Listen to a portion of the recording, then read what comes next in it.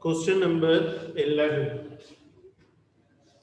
Question number 11. In question number 11, they are saying that they have given a word of logarithms.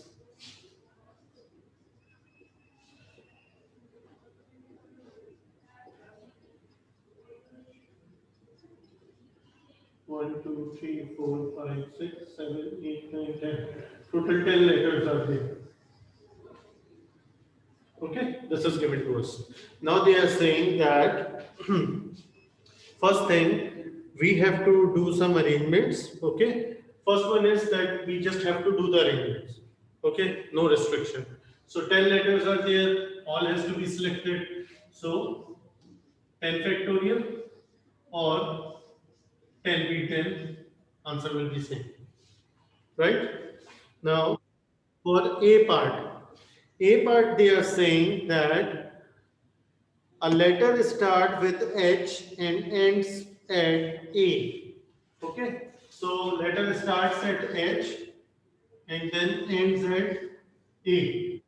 So for first one, I have got one option. For last one, because I have to just select A, so I've got one option. H and A are cancelled. So remaining 8 will be plotted over here. So you can write it as 8 factorial or you can write it as 8p8. That will be your answer for A part. Okay. Better to write this thing also. So examiner will know कि okay, you know the idea कि how why only 8 factorial is not there and why this and this is also written. So better to write this thing also. Okay. Now, B part of the question is saying that have three consecutive vowels. Okay, I should have three consecutive vowels. When we are saying three consecutive vowels, it means that three vowels will be considered as a unit. Okay, so what will I do? I will take three vowels, any three vowels, vowel 1, vowel 2, and vowel 3. Okay, three vowels I have taken as a unit, and whatever is remaining over there, whatever is remaining over there, that will be considered as separate one. Okay, so one vowel is over here, second vowel is over here, third vowel is over here. Okay, three vowels are there, seven consonants. So vowels I have taken it like this.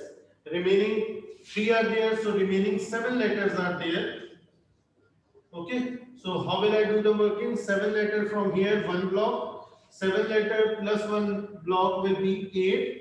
So that will become 8 factorial. And inside the block, I have got 3. So that will be written as 3 factorial. So 8 factorial into 3 factorial or 8p8 into 3p3. That is going to be your answer for this part.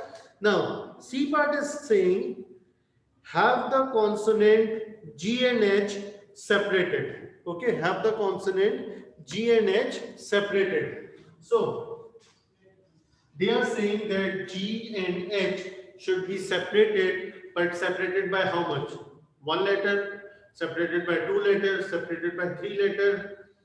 It will be very confusing. So what I can do, I will first find out the ways in which G and H will be together. Once I have got that one, I will subtract it from the total and I will have those ones in which GH will be separated by any mean. That will not be my consideration over here. So what will I do?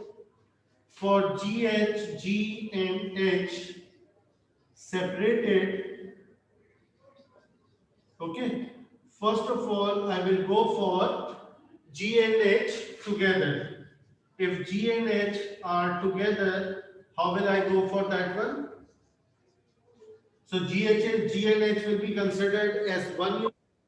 Okay, GNH will be considered as one unit, and rest 8 letters will be over here.